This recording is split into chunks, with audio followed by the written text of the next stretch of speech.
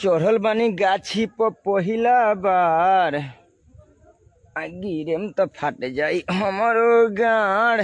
चढ़ल बानी गाछी पर पहिला बार गिरेम तो फाट जाई हमारो गाड़।